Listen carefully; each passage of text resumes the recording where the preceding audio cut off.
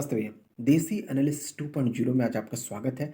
और आज हम बात करें क्रिप्टो करेंसी के बारे में। और काहे बात कर रहे हैं, काहे कि बहुत सारे ऐप, बहुत सारे सोशल मीडिया, बहुत सारी जो है आपकी वेबसाइट निकल गई है जो क्रिप्टो करेंसी के जरिए कम समय में आपको ज़्यादा से ज़्यादा अमीर यानी कि एकदम एक्सपोनेंशियली अंबानी बनाने का ख्वाब दिखा देती हैं। टारगेट क्या है? जो भी रहा बचा कुछ आपके पास पैसा है उसको लूट लेने का तरीका है। बहुत ज़्यादा इसको जो है फ्लेवर लगा करके आपको बांटा जा रहा है। ओटीटी प्लेटफॉर्म, वेब सीरीज़ हर जगह देखा जा रहा है। क्यों बता रहे हैं? इसीलिए क्रिप्टो करेंसी समझने के लिए सबसे पहले समझना होगा करेंसी का क्या रोल है। देखिए, करेंसी या सिक्का का रोल यही है कि आपको कुछ खरीदने की ताकत और क्षमता देना और उसके ज़रिए जो सामने वाले को बेचने की क्षमता देना, ताकि कॉमन मीडियम बन सके। किसी को कुछ बेचना है या हमको कुछ खरीदना है तो उसके लिए कुछ तो कॉमन मीडियम बने। आज की तारीख में जब पूरी दुनिया डेवलप कर गई है तो आज के सिस्टम में हमारा रुपया, सिक्का, डॉलर, रिंगिट, टाका, इस तरह से अलग अलग देश अपने अपने देश में चलाते हैं। उससे पहले क्या होता था, जब राजाओं का शासन होता था तब सोने का सिक्का बनाते थे ये लोग। सोने का सिक्का बनाते थे। सोना का सिक्का जो होता था उसका वजन, उसकी मोटाई, उसमें सोना कितना है उसके बेसिस पे विनिमय होता था। या फिर चांदी का सिक्का, या फिर लोहे का, फिर तांबे का, इस तरह का प्रणाली था। उससे पहले क्या था सिस्टम? याद रखिएगा, उससे पहले सिस्टम था कि आपको विनिमय प्रणाली, यानी था कि अगर आप 10 किलो धान दीजिएगा तो 2 किलो गेहूँ देगा। कोई आपको 10 भेड़ ला के देगा तो आप एक गाय दीजिएगा।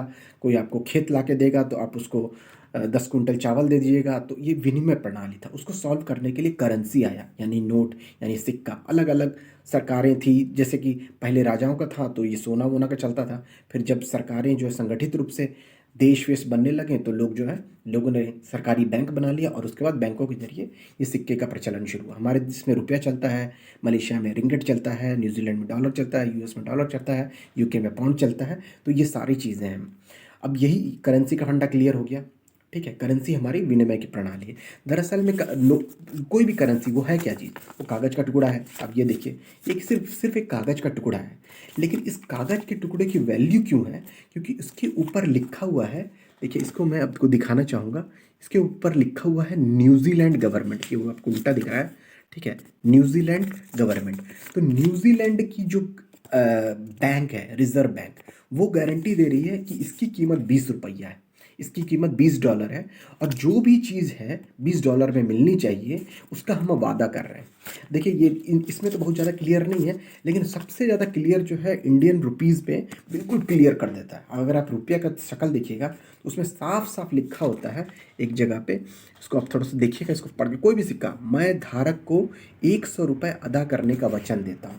तो इसमें है क्या? इस कागज़ के टुकड़े की गारंटी कौन ले रहा है? इस कागज़ के टुकड़े की गारंटी लेता है भारतीय रिजर्व बैंक। यानी कि अगर कुछ भी गड़बड़ हुआ, समझ लीजिए कुछ भी गड़बड़ हुआ, तो हम भारतीय रिजर्व बैंक के पास जाएंगे कि बस तुमने बोला था कि 100 रुपया की कीमत तुम अदा करोगे, यानी 100 रुपये में जो भी चीज़ मिलना है वो तुम अदा करोगे। तो रिस्पॉन्सिबिलिटी कौन किसकी हो गई? गवर्नमेंट की, सरकार की। अब एक सेकंड के लिए मान लीजिएगा, मान लिया कि हमारी सरकार बिल्कुल ख़त्म हो गई। मान लिया कि हमारा देश में कुछ बहुत बड़ा अशांति छा गया, बैंकिंग वैंकिंग सिस्टम सब खत्म हो गया, सब कुछ खत्म हो गया, सरकारें खत्म हो गई, लोग सिविल वॉर छिड़ के, उस सिचुएशन में क्या होगा? हमारे रिजर्व बैंक जो है ये वादा पूरा नहीं कर पाएगा। लेकिन वो सिचुएशन तब आएगा।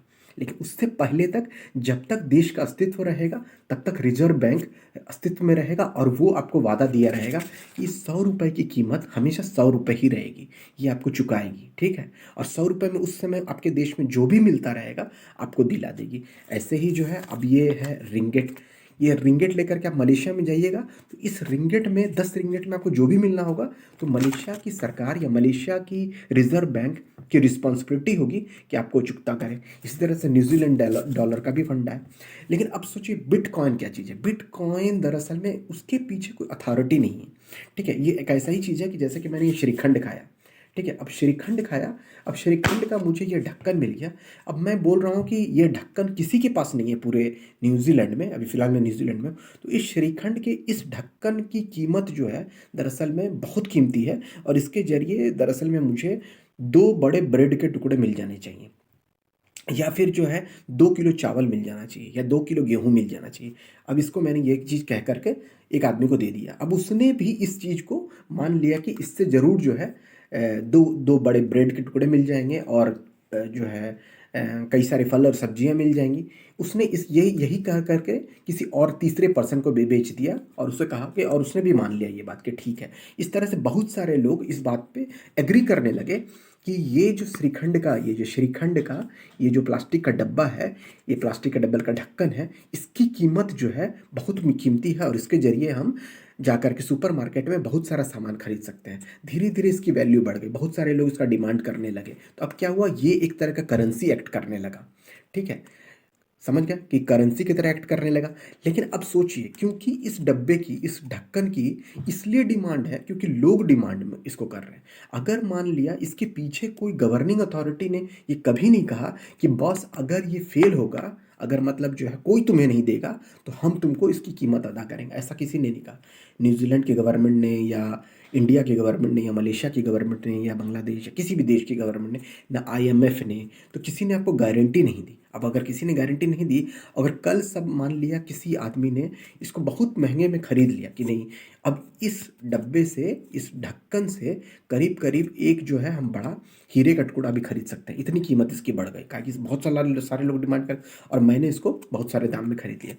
लेकिन अब पता चला कि इस तरह के बहुत सारे डब्बे जो हैं अचानक से मार्केट के में बाहर में लोगों ने, क्योंकि अब ये श्रीखंड का ढक्कन ही तो है, तो बहुत सारे लोगों ने बना करके, कैसे भी बन गया, कहाँ से बन गया और बन करके जो है ये मार्केट में फैल गया।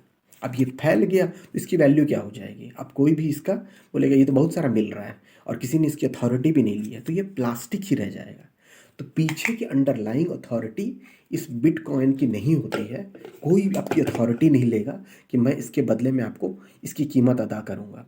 ना इसके पीछे आईएमएफ होता है, ना रिज़र्व बैंक होता है, ना कोई भी संस्था, कोई माँ-बाप नहीं है। मतलब मैंने कहा ना एकदम एग्ज़ैक्टली, ये बिटकॉइन कुछ नहीं है, बस इस प्लास्टिक का ढक्कन है।